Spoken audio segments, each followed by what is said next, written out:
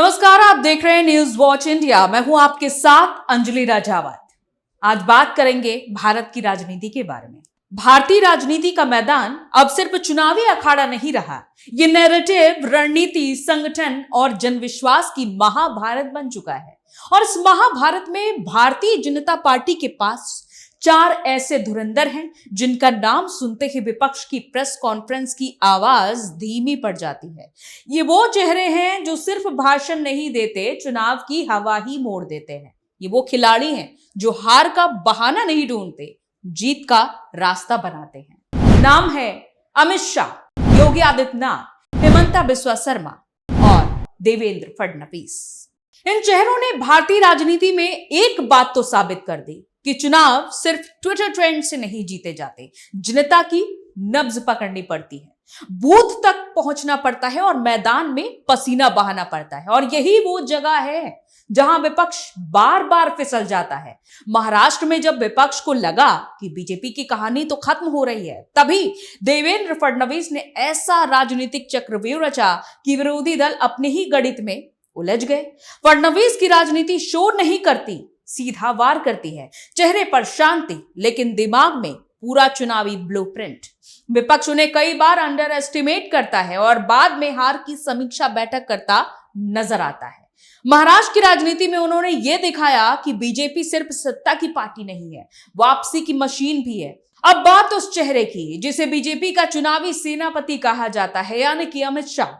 भारतीय राजनीति में शाह का नाम आते ही विपक्ष को बूथ याद आने लगते हैं, क्योंकि जहां विपक्ष कैमरे के सामने बयान करता है, वहां अमित शाह जमीन पर वोट का गणित लिखते हैं। उनकी राजनीति का मूल मंत्र साफ है, चुनाव टीवी स्टूडियोज में नहीं, बूथ पर जीते जाते हैं। अमित शाह ने बीजेपी को सिर्फ एक पार्टी नहीं रहने दिया, उसे चुनावी अनुशासन की यूनिवर्सिटी बना दिया। एक ऐसा संगठन जहां कार्यकर्ता सिर्फ पोस्टर नहीं लगाता, बल्कि हर वोटर तक पहुंचने का मिशन लेकर चलता है। विपक्ष अक्सर ईवीएम, एजेंसियों और नैरेटिव का ओनर होता है, लेकिन सच तो यह है कि बिना मजबूत संगठन के लगातार जीत संभव नहीं होती है। शाह ने बीजेपी को वही धार दी जिसने विपक्ष की नींद उड़ाई हुई है।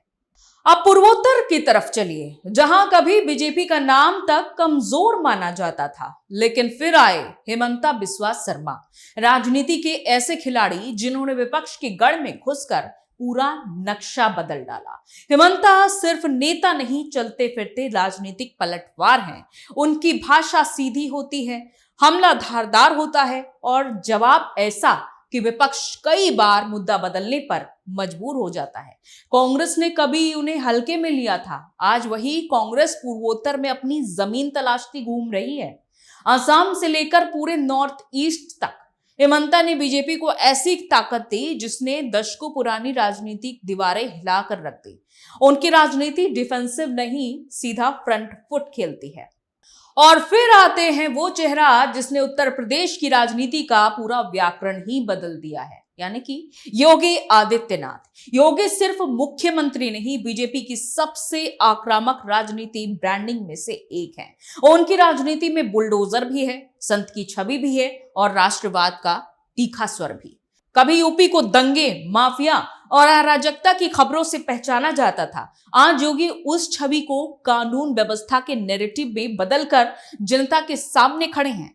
विपक्ष उन्हें घेरने की लाख कोशिश करता है, लेकिन हर चुनाव में योगी की सभाओं की भीड़ विपक्ष की बेचैनी बढ़ा देती है, क्योंकि योगी की राजनीति में एक चीज साफ दिखती है, निर्णायकता। वो शब्दों को घुमाते नहीं, सीधा संदेश देते हैं। अब सवाल यह है कि आखिर इंडिया गठबंधन बार बार क्यों लड़खड़ाता दिखता है?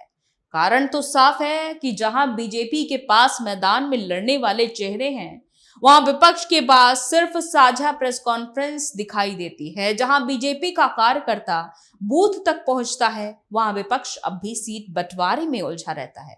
जहां बीजेपी मिशन मोड में चुनाव लड़ती है, वहां विपक्ष रिएक्शन मोड में राजनीति करता नजर आता है।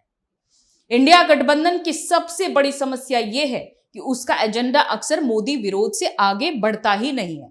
लेकिन जनता सिर्फ विरोध सुनने नहीं आती है, जनता विकल्प तलाशती है। और जब उसके सामने फडणवीस जैसा रणनीतिकार, अमित शाह जैसा संगठनकर्ता, हेमंता जैसा आक्रामक वक्ता और योगी जैसा जनाधार वाला चेहरा खड़ा हो, तब विपक्ष की रणनीति कई बार फीकी पड़ जाती है।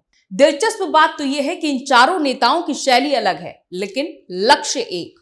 राजनीतिक वर्चस्व। फडणवीस शतरंज खेलते हैं, अमित शाह चुनावी गणित लिखते हैं, हेमंता नैरेटिव में आग लगा देते हैं और योगी जनभावनाओं को राजनीतिक शक्ति में बदल देते हैं। यही कारण है कि बीजेपी सिर्फ चुनाव नहीं लड़ती, पूरा माहौल अपने पक्ष में ही मोड़ देती है। विपक्ष मुद्दा उठाता है, बीजेपी नैरेटिव बदल देती है। विपक्ष आरोप लगाता है, बीजेपी जनसभा खड़ी कर देती है। विपक्ष ट्वीट करता है, बीजेपी बूथ एक्टिव कर देती है। भारतीय राजनीति में जनता आखिर उसी के साथ जाती है जिसमें उसे आत्मविश्वास दिखाई देता है। और फिलहाल बीजेपी के इन चार धुरंधरों में वही आत्मविश्वास खुलकर नजर आता है। ये नेता हार के बाद ईवीएम पर सवाल नहीं उठाते हैं, अगली जीत की रणनीति बनाते हैं। ये कैमरों के लिए राजनीति नहीं करते, जमीन पर पकड़ बनाते हैं। राजनीति की इस नई लड़ाई में एक बात तो साफ दिख रही है कि विपक्ष अब भी समीकरण जोड़ रहा है और बीजेपी के ये चार धुरंधर जनता के दिलों में सीधा कनेक्शन बना रहे हैं। और यही वजह है कि चुनाव खत्म होने के बाद भी एक सवाल गूंजता रहता है, क्या विपक्ष अब भी बीजेपी को सिर्फ एक पार्टी समझने की भूल कर रहा है? क्योंकि मैदान में तो ये अब एक ऐसी राजनीतिक मशीन बन चुकी है जिसकी चार इंजन लगातार फुल स्पीड में दौड़ रहे हैं।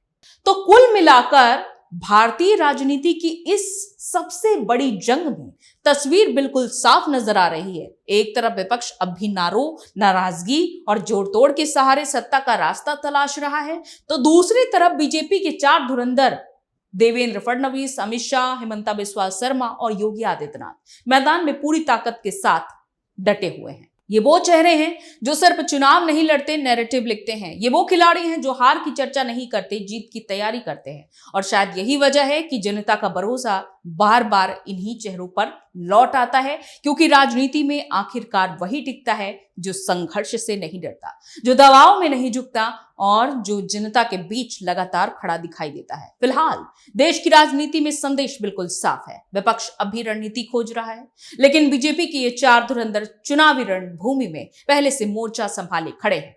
आपका इस रिपोर्ट को लेकर क्या कहना है? अपनी राय कमेंट बॉक्स में जरूर बताएं। नमस्कार।